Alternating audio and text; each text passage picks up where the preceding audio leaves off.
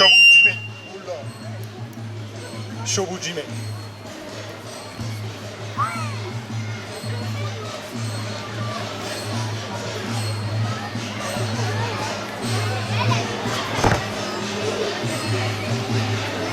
C'est violent ça. Hein.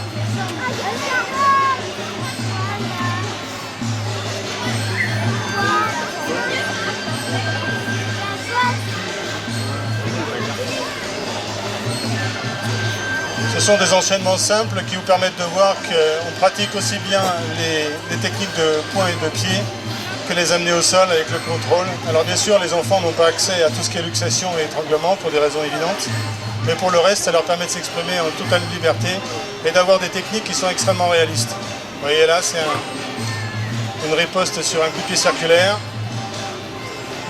Alors bien sûr, tous les coups sont maîtrisés, vous avez bien compris.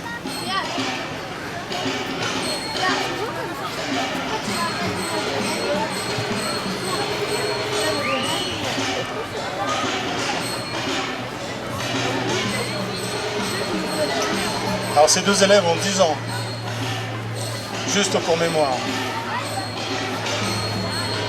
Pour Eric, 2 ans de pratique, pour Georges, une seule année.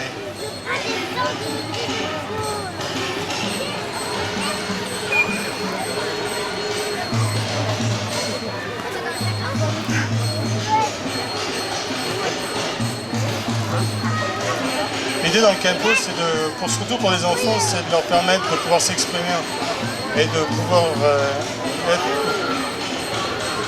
pouvoir véritablement travailler aussi bien dans un environnement debout que dans un environnement au sol. On travaille beaucoup les techniques de contrôle au sol, tous les enchaînements.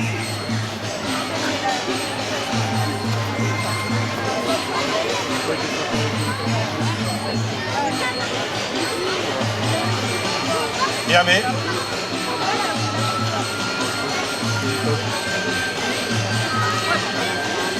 Mettez vos casques. Vous allez avoir maintenant un randori libre.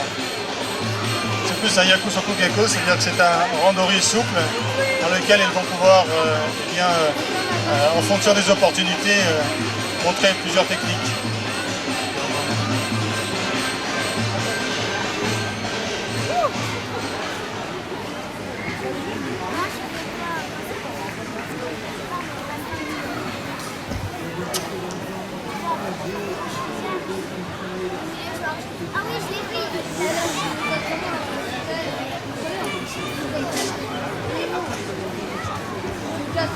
Alors les deux élèves ont bien sûr des protégeants et bien sûr une coquille, vous en doutez.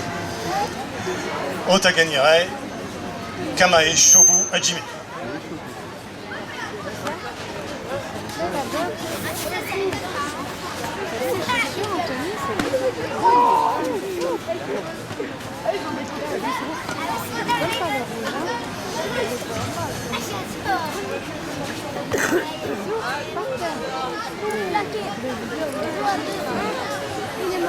Là, c'est un contrôle latérocostal que les judokas connaissent comme Kezagatame.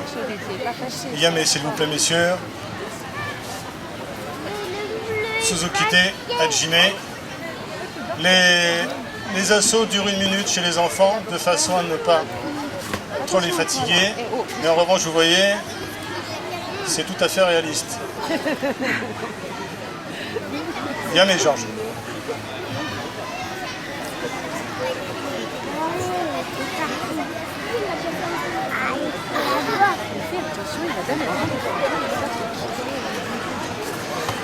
Alors Georges est élève à l'école de Marius Jacotot et Eric à l'école Saint-Joseph.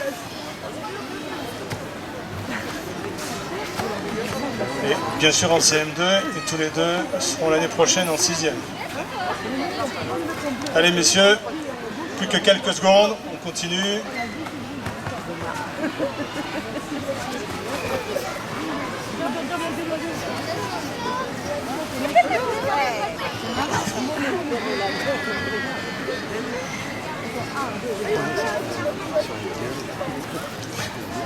Fatigué. Yamé. Salué. Voilà, donc si vous voulez en savoir plus sur le Kempo, sur les cours adultes,